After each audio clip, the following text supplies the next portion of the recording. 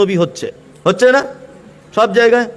আপনি একটা হাদিস কোরআনে কোথাও যদি দেখাতে পারেন এটা নবীকে কি আবু বক্কর ওমর উসমান কম ভালোবাসতো? বলুন, কম ভালোবাসতো? আবু বক্কর আল্লাহ নবীর জন্মদিবস পালন করলেন না, উমার করলেন না, উসমান করলেন না, আলী করলেন না, কোনো চার সাহাবী করলেন না, কোনো ইমাম করলেন না। ব্রাদার ইন ইসলাম শুনলেন এই জাহিল মমতাজ বেগম তার কাটা কি বললো। বলছে যে মিলাদুন নবী নবী করলেন না, সাহাবী করলেন না, তাবিঈন করলেন না বলে মানুষের ইমানকে নষ্ট করছে। তো মুসলমান এই তার কাটা মমতাজুল, একে আমি তার কাটা বলি কেন জানেন? কারণ পুরো পৃথিবীতে লোক যদি 14% তার কাটা হয় তো 13.5% তার কাটা ওই একাই। মুসলমান ওই এমন এমন ভুলভাল ফতোয়া দেয় যে ওর ভুল ফতোয়া কম্পিউটারও লোড নেবে না। তো মুসলমান আপনাদেরকে বলতে চাই, এরকম কথা বলে মানুষের ইমান নষ্ট করে।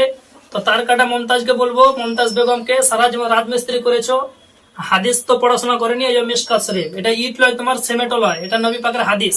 এই হাদিস থেকে প্রমাণ হবে যে মিলাদুন নবী পালন করা জায়েজ। মুসলমান আপনাদেরকে বলতে চাই, এই শয়তানদের হাত থেকে নিজের ইমানকে বাঁচান, এই ভণ্ড থেকে বাঁচুন। মুসলমান আপনাদেরকে বলতে চাই, এরা মানুষের ইমান নষ্ট করে কিভাবে? যে মিলাদুন নবী পালন করেছো, ইমামে আজম আবু হানিফা কি করেছে, ইমাম শাফি কি করেছে, ইমাম মালিক কি করেছে, ইমাম আহমদ বিন হাম্বল কি করেছে, কোন সাহাবী কি করেছে, এরকম ভাবে মানুষের মধ্যে সন্দেহ ভরে তৈরি করে। তো আমি বলতে চাই যে ইমামে আজম আবু হানিফা থাক, ইমাম শাফি থাক, ইমাম মালিক থাক, ইমাম আহমদ বিন হাম্বল থাক, চার মাযহাবের ইমাম একদিকে, সারা পৃথিবীর ইমাম মুহাম্মদুর রাসূলুল্লাহ মিলাদুন নবী নিজেই পালন করেছেন। মুসলমান আপনাদেরকে বলতে চাই, সমস্ত সাহাবী তাবেঈ ইমামগণ ইনারা হচ্ছেন হাইকোর্ট আর মুহাম্মদুর রাসূলুল্লাহ হচ্ছেন সুপ্রিম কোর্ট। তো যদি আমি সুপ্রিম কোর্টের দলিল পেয়ে নিই তো আমার হাইকোর্টের দলিল আর দরকার নাই।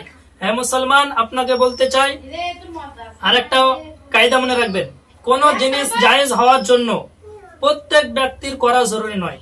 হয়তো কোনো কাজ জীবনে নবী একবার করেছেন বা কোন সাহাবী করেছেন, তারপরে নবী করেনি কিন্তু কোন সাহাবী একজন সাহাবী করেছেন, ওটা প্রত্যেক উম্মতের জন্য করা জায়েজ আছে। মুসলমান আপনাকে বলতে দেখেন মিশকাত শরীফ 179 পৃষ্ঠা লাইন নাম্বার 11-12 আন আবি কাতাদা আন্না রাসূলুল্লাহ সাল্লাল্লাহু আলাইহি ওয়াসাল্লাম قال সুইলা রাসূলুল্লাহ সাল্লাল্লাহু আলাইহি ওয়াসাল্লাম আন সাওমিল ইসনাইন ফাকালা ফিহি উলিতু ওয়া ফিহি উনজিলা আলাইয়া রাওয়াহু মুসলিম। এটা মুসলিম শরীফ প্রথম খণ্ড 368 পৃষ্ঠা লাইন নাম্বার 4-5 এর মধ্যে আছে।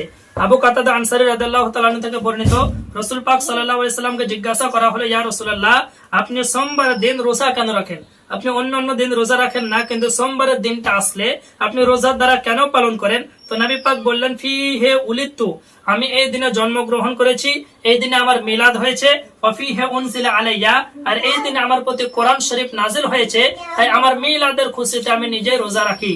তো বোঝা গেল নবীর জন্মদিনটাকে নবী নিজে রোজা দ্বারা পালন করেছেন। এই হাদিস থেকে রেওয়া পাওয়া গেল, থিওরি পাওয়া গেল, সংবিধান পাওয়া গেল, কানুন পাওয়া গেল যে নবীর মতো করে নিজের জন্মদিবসকে পালন করেছে। আমরাও আমাদের মতো করে আমাদের প্রাণ অপেক্ষা প্রিয় নবী, সমস্ত পৃথিবীর জান ইমানের অক্সিজেন নবী, সেই নবীর আমরা জন্মদিবস পালন করব, এটা জায়েজ। তাই মুসলমান এই বেঈমান ওয়াহাবি থেকে নিজের ইমানকে বাঁচাবেন।